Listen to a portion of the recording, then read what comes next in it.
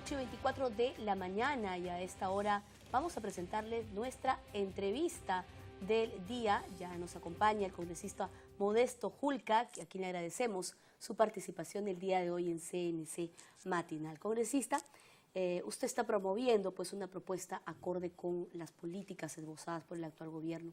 Esa tiene que ver con la inversión del Estado, pero que se focaliza especialmente en las zonas altoandinas, dando el carácter prioritario precisamente pues a ellas. Y sobre esto está organizando este primer foro Inversión Pública y Desarrollo. ¿Nos puede dar, por favor, mayor información sobre esto? Bueno, en primer lugar, muy agradecido. Estamos aquí en parte de la agenda que hemos venido trabajando desde el inicio de nuestra gestión respecto a la necesidad que el Estado debe tener una mayor presencia en las zonas rurales del país. Es la zona donde está concentrada la mayor pobreza, donde la necesidad, no solo en el tema de educación, salud, transporte, es grave, delicado, sino sobre todo en la necesidad de promover el desarrollo productivo, promover una inversión en infraestructura, en tecnificación, en capacitación que permita que en esta política de inclusión social que todos hablamos, que en estos años de crecimiento económico, esos recursos, algunos de estos recursos vayan y se inviertan donde, repito, está concentrada la mayor pobreza y donde la necesidad de inversión se hace cada vez más dramático. Por eso nosotros hemos venido promoviendo una serie de normas, proyectos de ley, propuestas, y ahora este viernes vamos a desarrollar este foro de inversión pública en la zona rural del país, en el que estarán participando representantes de los distintos sectores, tanto de economía, agricultura, transportes, representantes de instituciones de la sociedad civil que tienen que ver con el tema rural, ¿no? Y de hecho esto permitirá que hoy día en esta agenda, en esta coyuntura en el que se está discutiendo en este momento los paquetes económicos de reactivación que envió el Ejecutivo, no pueda tomarse en cuenta e incluirse. Nosotros desde el año 2011 hemos venido promoviendo fondos focalizados. En el 2012 promovimos el fondo de 1.000 millones para la zona rural que se convirtió en el fondo Mi Riego, que es la primera experiencia, es la primera vez en el Perú que se destina algo directamente a la zona rural. Hemos venido insistiendo en el 2013 la necesidad de que este fondo se amplíe y propusimos fondos por cerca de 7.000 millones para temas de desarrollo productivo, infraestructura, tecnificación, capacitación, que lamentablemente no fueron atendidos por el presupuesto. Por eso ahora, en vistas de esta situación en la que de hecho muestra la necesidad de que el crecimiento económico, los grandes recursos que tenemos y hemos tenido, que no se pierdan y que se invierta en un desarrollo sostenible, permanente, porque finalmente creo que de esa manera podemos lograr que esa brecha entre pobres y ricos, entre zona rural y zonas en el que ya tenemos un desarrollo, se pueda ir rompiendo y achicando. Por eso creo que este foro va a permitir poner en agenda, como ya está, esta situación de mayor inversión en la Sierra del Perú. Qué importante, congresista, viene a ser esta iniciativa teniendo en cuenta que en nuestro país el mayor porcentaje de población rural es la más pobre y está en la sierra, así es, ¿no?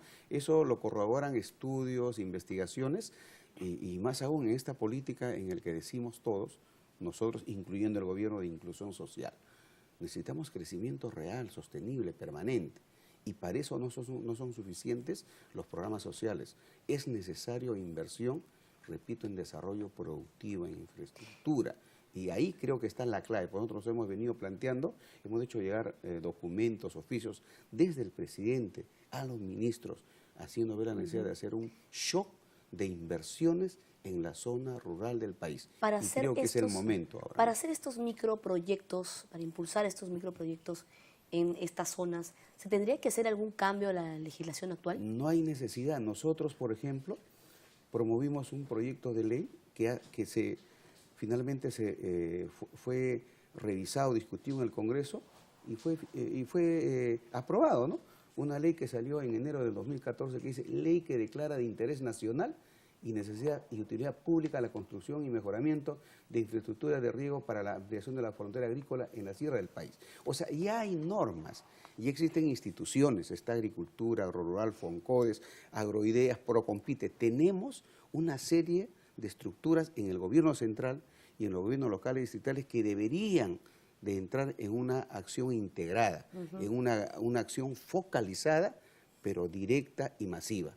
Por eso nosotros consideramos que lo que se requiere, en realidad, señor el Ejecutivo, señor Presidente, es la voluntad política. Así como hoy estamos aprobando fondos para poder ampliar en el tema, por ejemplo, ¿no?, de garantías para las MIPES de 600 millones que se está discutiendo en el proyecto que han enviado. Mayor ampliación para el tema de riego de 200 millones. Así como hace 3 semanas o hace un mes aprobamos un paquete de 3.000 millones de soles, sí, pues, ¿no?, para desastres e infraestructura.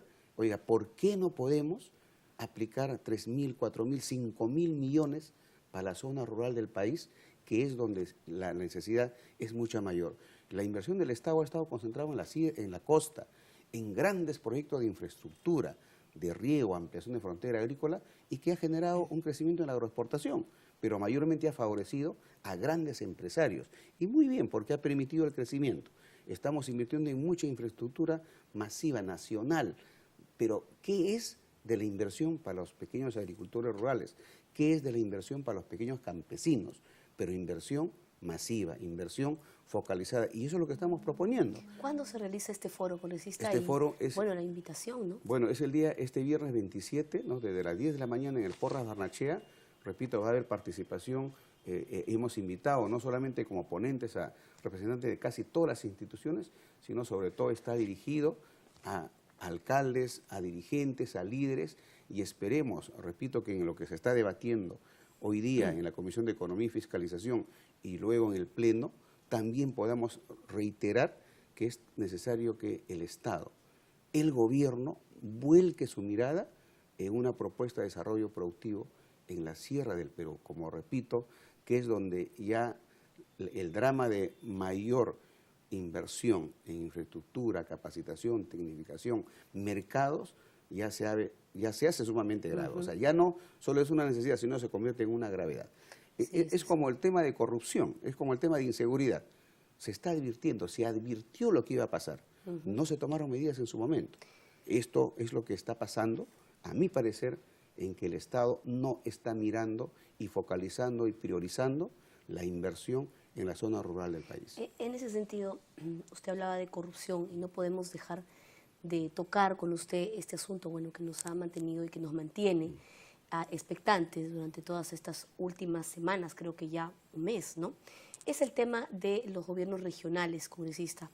Así es. Bueno, usted fue el primero en denunciar estos acontecimientos, estos hechos, cómo han ido los avances. Se ha formado una comisión investigadora, pero sabemos que ha salido a la luz nuevos hechos. Bueno, en realidad nosotros tenemos prácticamente 2 años y medio en esta lucha para poder dar a conocer, investigar y luego denunciar los temas de corrupción, que luego han saltado a una agenda nacional. No solo es Ancash, son gobiernos regionales de casi todo el país, son instituciones que han debido de investigar en su momento, y no solo no investigaron, sino algunos se convirtieron en cómplices de esta impunidad.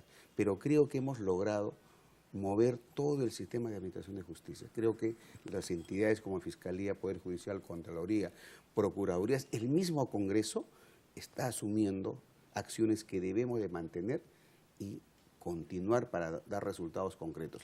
Creo que ahí tenemos que reconocer eso, y además que hay decisión política, así se están mostrando las últimas medidas para poder enfrentar el tema de corrupción. Pero indudablemente tenemos que ir ya ahora a pedir resultados.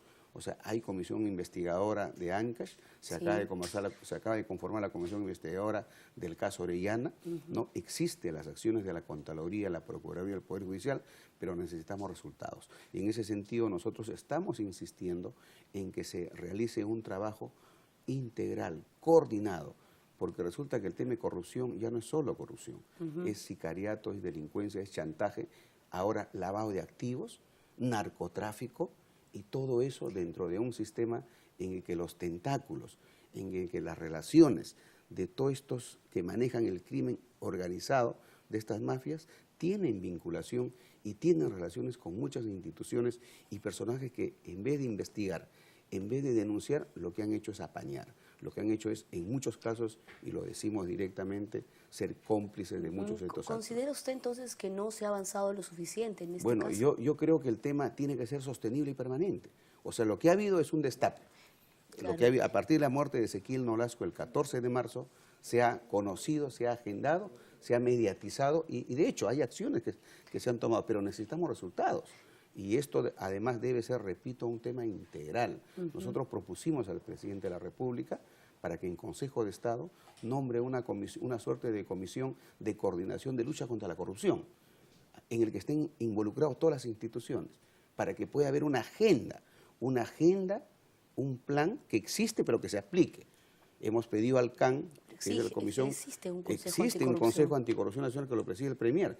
Hace días efectivamente ha salido a manifestar que va a comenzar a implementar el plan que ya existe, pero necesitamos acciones más concretas, más claras, más permanentes. Y creo que ahí viene por la posición de la prensa, y acá quiero reconocer a muchos periodistas valientes, a muchos que han comenzado a tomar esto, y aquí Milagros Leiva y otros más que hay que ahora cerrar filas para defender, porque no solamente hay periodistas querellados o amenazados, nosotros mismos estamos amenazados, procuradores, fiscales, jueces. Muy bien, congresista. Permítame un minuto, vamos a tener que interrumpir la entrevista porque nos vamos a enlazar rápidamente con la plataforma de Radio Nacional. Está hablando el presidente.